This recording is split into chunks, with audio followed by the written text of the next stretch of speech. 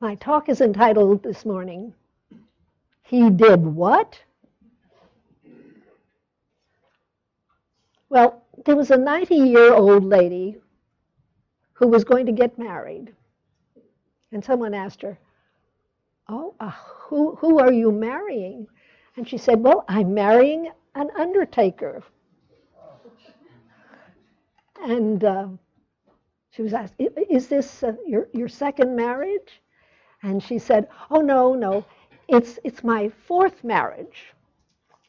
Oh, well, what did your other husbands do? She was asked. Well, my first marriage was to a banker, and my second marriage was to a circus performer, and my third marriage was to a minister, that dear man. And the other person said, and your fourth marriage is going to be to an undertaker? And she said, yes, 1 for the money, 2 for the show, 3 to get ready, and 4.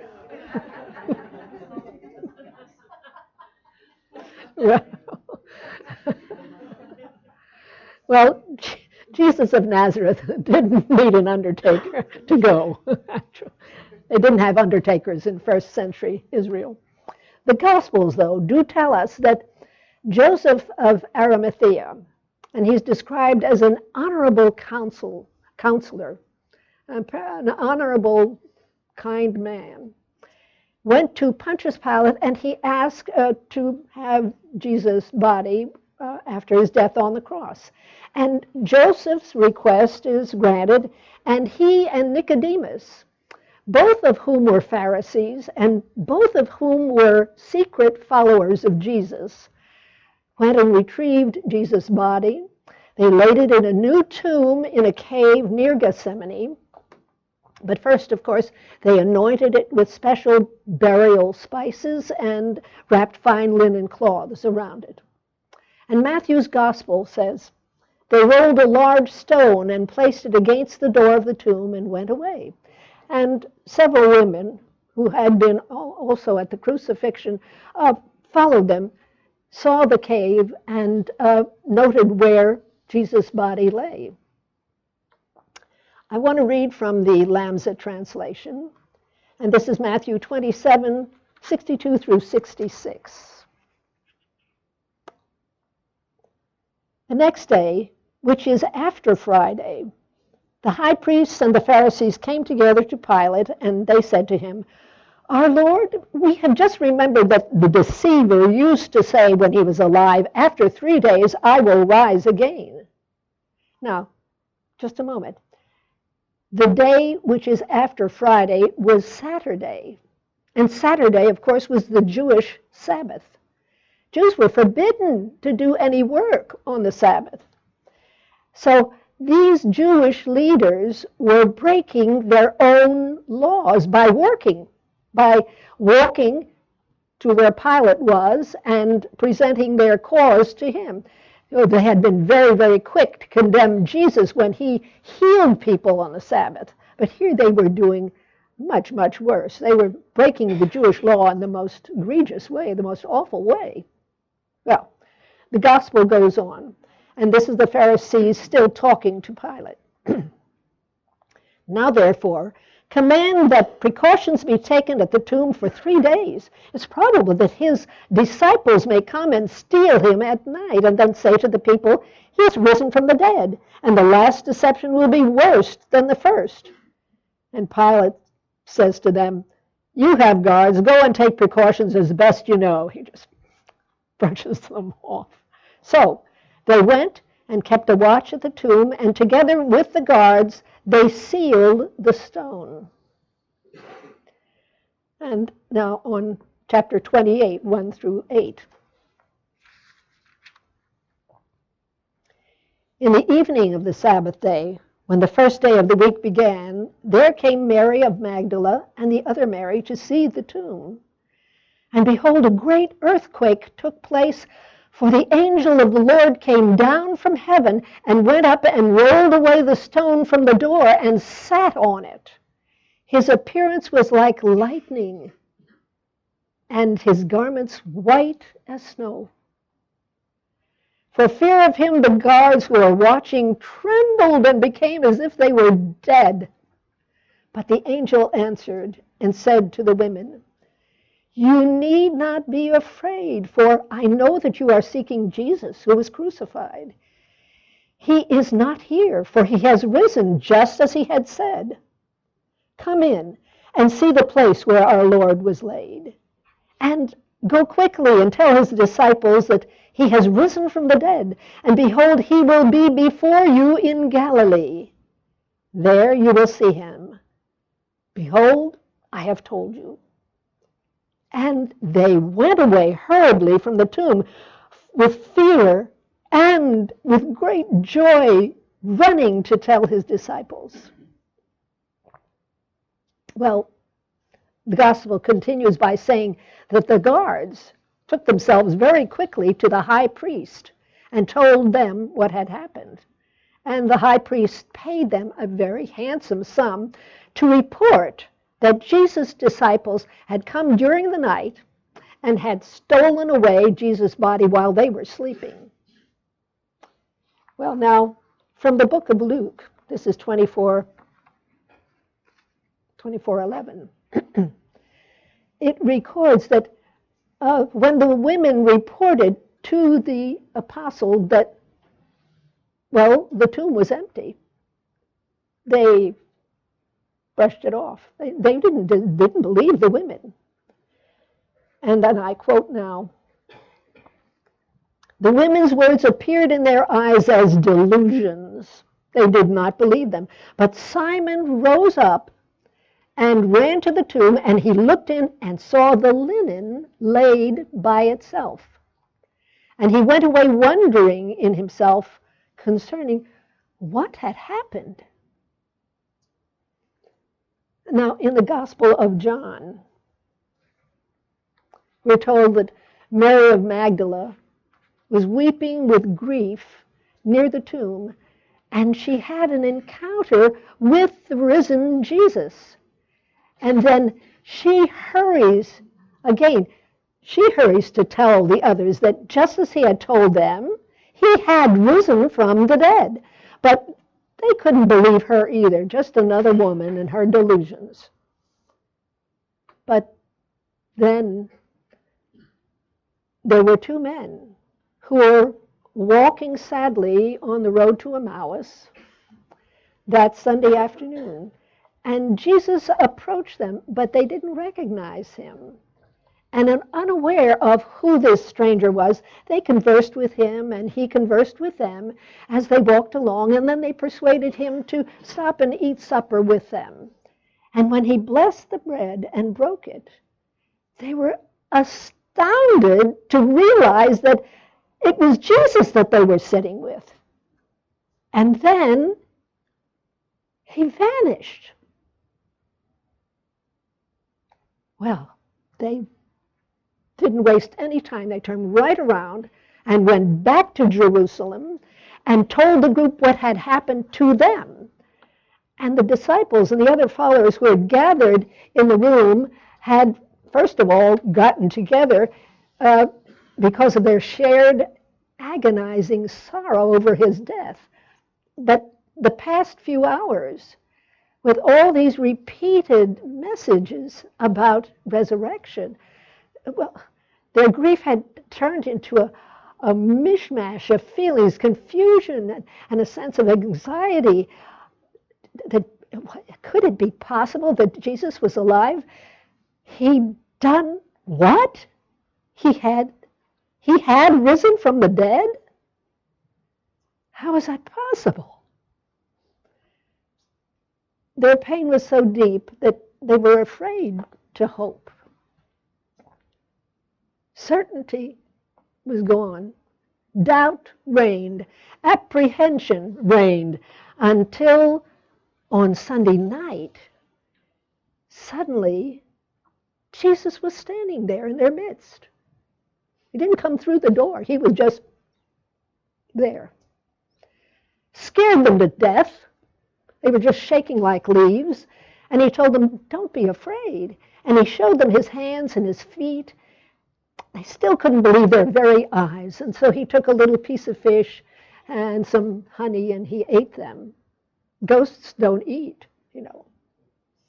And he began explaining to them that every prophecy about him had to be fulfilled. The prophecies going all the way back to Moses and through the Psalms and the prophets and on.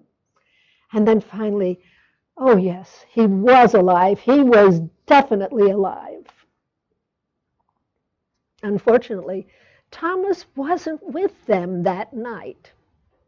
And even though they insisted, he couldn't accept it. He could not believe it. He couldn't believe it. It was 8 days later when Jesus appeared once again. And this time, Thomas was in the room. And he finally believed.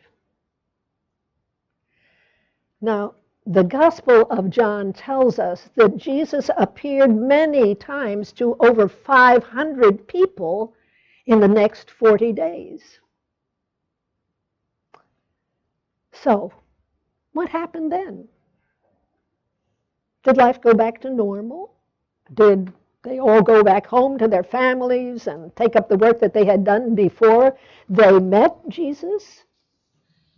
No, they did not. This is the most impressive thing. The most impressive thing is how the resurrection affected them from then on. It was just a mere 7 weeks later, after the resurrection, that Pentecost took place. And they, in a group, had this remarkable spiritual experience. After that very afternoon, Peter, the same Peter who out of fear had once denied Jesus 3 times, he got up, this uneducated man, and spoke to a huge crowd about Jesus' death and resurrection with such conviction and such power that 3,000 people believed. The man who ran for their lives the Thursday night that Jesus was arrested, had become so fierce and so firm in their belief after his resurrection that they were willing to undergo persecution and torture and even martyrdom rather than recant their testimony that Jesus had risen from the dead.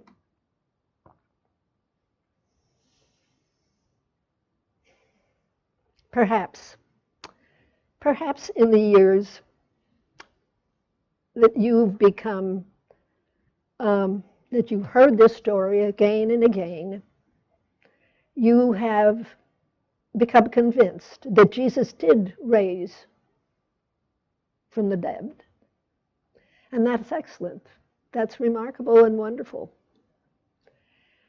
But the $64,000 question is, have you become convinced about your ability to walk out of your mental tomb, the tomb of grief or unforgiveness or lack?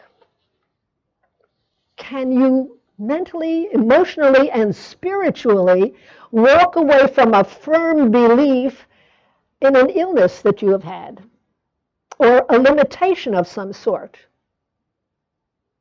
Can you set aside the body of old beliefs that have left you sometimes feeling guilty or ashamed or hopeless or confused or feeling less than other people somehow? Can you leave the tomb of old unconscious messages that have rattled around in the back of your heads? You can't. You'll fail. You're not good enough. You'll never, ever achieve that. Why bother to try? Can you believe in your own resurrection? Can you arise to an unshakable certainty that as the image and likeness of God, You have more potential, you have more power in you than you have ever imagined. Right here, right now, not sometime in the future. You are all that you will ever be here, now, and you simply haven't realized it. There is only one presence and one power, God omnipotent, God omnipresent. We are part of that presence. We participate in divine mind. We could not be conscious of ourselves. We could not know what's going on around us if we were not part of God's total consciousness, His total awareness of all things everywhere at all times. We are one with God. We are one with this universal field of energy and information and unconditional love. We think, we imagine, we create, we know, we understand, because we are eternally united with God mind, God omniscience, His all knowledge. We live, we move, we breathe, we see, we hear, because we are part of the life of God, part of an invincible, eternal life force. Now, can we arise to the full acceptance of these truths, of what we truly are?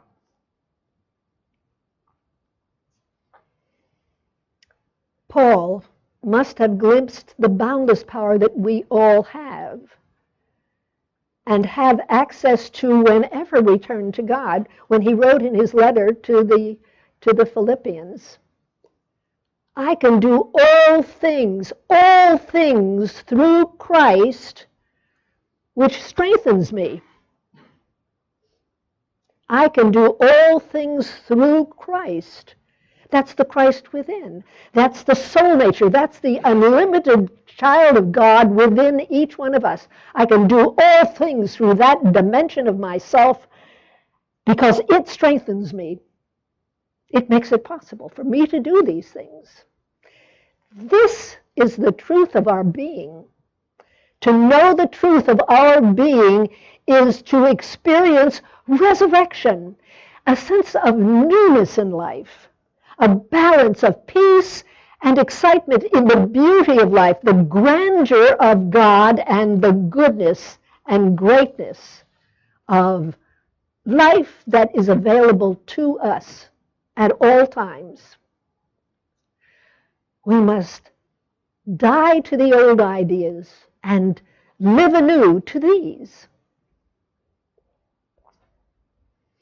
Eric Butterworth once wrote, when you really know yourself as a spiritual being, you experience the fulfilling of the law, which rushes, streams, and pours into you in terms of substance and supply and all that is required for success. Well, material success is very, very nice, but what we're most interested in is spiritual success, because with that comes the experience of resurrection. He did what? He resurrected. And so can you.